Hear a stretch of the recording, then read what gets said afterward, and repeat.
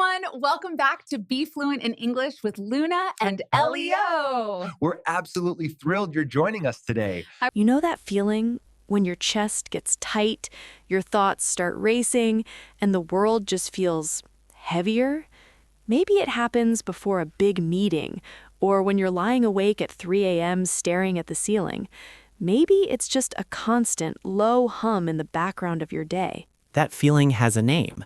In fact, it has many names. And if you're trying to navigate that feeling in English, it can feel like you're lost without a map. You know you're carrying this weight, but the words just disappear. Welcome to Fluent English with Luna and Leo. I'm Luna. And I'm Leo. This isn't just another English lesson. Today, this is a conversation, a toolkit, maybe even a lifeline. We're diving deep into the language of stress, anxiety, worry, and pressure.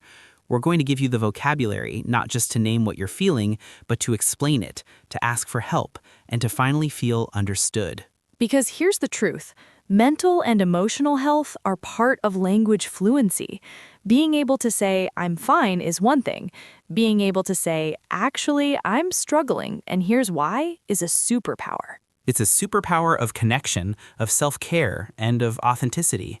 So whether you're here because you're in the middle of a stressful time, or you just want to be prepared for the future, or you want to support a friend who's struggling in English, this episode is for you.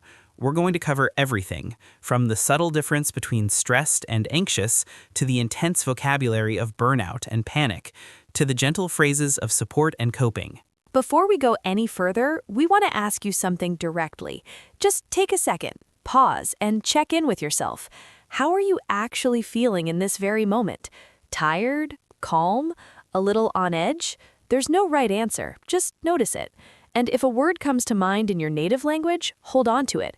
We're going to find its English counterpart together. If what we're about to do feels valuable, if it feels important, please help us reach more people. Hit that subscribe button and give this video a thumbs up. It's a small gesture that tells the algorithm, hey, this conversation matters. And it helps us keep creating this safe learning space for you. All right, let's start where all good conversations start, with honesty. Leo, we're co-hosts, we're friends, but we're also human. So no host mode, no scripts, off the record. What's your emotional weather report today? Takes a deliberate breath. Honestly, my internal forecast is calling for scattered anxiety with a high chance of overthinking. I love that metaphor, scattered anxiety. What's driving that front end? It's this consultancy project I'm leading. The final presentation is to the client's entire board next Thursday, and my brain has decided that the most productive use of my time is to replay every single thing that could possibly go wrong in vivid, catastrophic detail. So it's not just about the work itself, it's the mental movie theater. Exactly. It's like my mind is a director screaming, okay, now picture the projector failing. Now picture you'll forget the main data point. Now picture them all looking bored. It's exhausting. And what does that feel like physically when that reel starts playing? My shoulders crawl up to my ears, my jaw gets tight. I feel wound up, like a spring that's been coiled too tight. That, right there, wound up, that's our first perfect, natural, native English word for this whole spectrum of feeling. It's not clinical, it's visceral, it's real. And your entire description, the mental movies, the physical tension, that's the gold. That's what we're going to learn how to articulate today. So we often hear stress and anxiety used like they're the same thing. They're neighbors in the same emotional neighborhood, but they live in different houses. Let's draw a map. Think of stress as your body's and mind's reaction to an external pressure. It usually has a clear, identifiable source, a stressor. The deadline, the traffic jam, the overflowing inbox, the difficult conversation you need to have. Stress says, there is a thing happening and it is demanding a response. And crucially, stress tends to be situational. When the situation changes, the deadline passes, you get out of the traffic, you have the conversation, the stress typically subsides, it diminishes, it goes away. Now, anxiety. Anxiety is more about internal apprehension. It's focused on the future, on the anticipation of threat, even when there's no clear and present danger. Its favorite words are what if? What if I fail? What if they don't like me? What if something bad happens? The source is often vaguer, more diffuse. So while stress is a reaction to a current demand, anxiety is a reaction to a perceived future threat. And because the future is, well, always in the future, anxiety can linger. It can be free-floating, not tied to one specific thing. It's the background hum, the sense of unease. But here's the critical, real-world nuance. In everyday English conversation, the lines are blurry. People say, I'm so stressed and anxious about this job interview. They use them together because in the moment, the feelings are intertwined. The interview, a stressor, is causing immediate stress, but the what if I fail about the future outcome is part of the package. That's 100% normal and acceptable. The goal isn't to be a psychiatrist for yourself. The goal is communication, to have the words that best fit your experience. Sometimes that one word is enough. Sometimes you need a sentence. Let's build your vocabulary toolbox, starting with the core sensations. We're going to move beyond just bad or nervous. We're going to find words with texture, with specific meanings that will make people nod and say, yes, I know exactly what you mean. We'll group them by feeling. First, the weight and overload group. 1. Overwhelmed. This is the flagship word for having too much. It's when demands exceed your capacity to cope. It's cognitive and emotional clutter. Between planning the webinar, handling client complaints, and training the new intern, I feel completely overwhelmed. I can't see the forest for the trees. I opened my to-do list this morning and just felt instantly overwhelmed. I didn't know where to even start. 2. Burnt out or burnout. This is the catastrophic end state of chronic, unmanaged stress. It's not just being tired, it's emotional, mental, and physical exhaustion, coupled with cynicism and a sense of ineffectiveness. The tank isn't just low, it's empty, and the engine is seized. After 2 years of pandemic-era teaching with no breaks, I am completely burnt out. I don't find joy in it anymore. I feel hollow.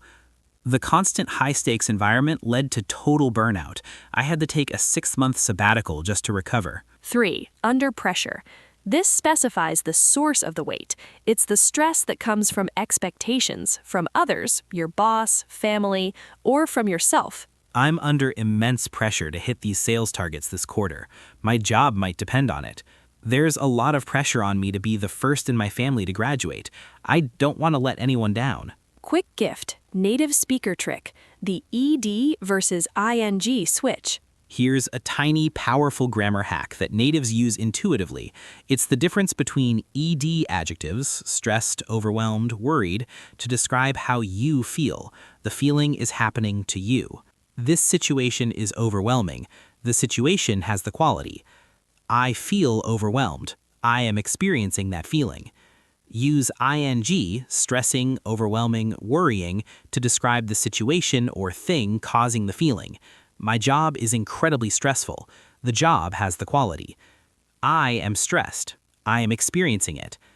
Getting this right makes your English sound instantly more sophisticated and accurate. Say it with me. The news was worrying. I felt worried. Next group, the agitation and tension words. This is the restless, buzzing, tight energy. 4. On edge. You're irritable, jumpy, hypersensitive. Your nerves feel like live wires. It's the feeling of waiting for the other shoe to drop. Ever since the layoffs were announced, the whole office has been on edge. Everyone's tiptoeing around. The constant uncertainty about the project funding has kept me on edge for weeks. 5. Wound up or keyed up, full of nervous, pent-up energy that has no release. You're revving your engine in neutral. I had 3 coffees before the meeting, and now I'm totally wound up. I can't sit still. I get so keyed up before a performance that I have to do jumping jacks backstage to release it. 6. Tense. This is the physical manifestation. Your muscles are contracted. Your shoulders, neck, and jaw are tight. Your body is bracing. I carry all my stress in my shoulders. By Friday, they're so tense it feels like stone. The atmosphere in the room was tense. You could cut the air with a knife. 7. Restless. an inability to relax, settle, or focus. There's a fidgety, unsettled need to move or do, but no clear direction. When my anxiety is high, I get terribly restless. I pace, I clean, I can't just watch a movie. He had a restless night, tossing and turning, worrying about the diagnosis. Now, the fear and alarm group, these are the sharper, more acute feelings. 8. Anxious.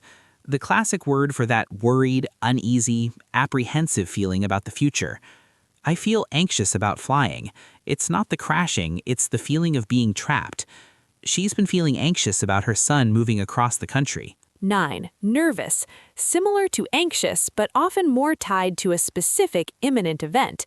It comes with those physical symptoms: butterflies, shaky hands, dry mouth. I always get nervous right before I go on stage, but once I start speaking, it melts away.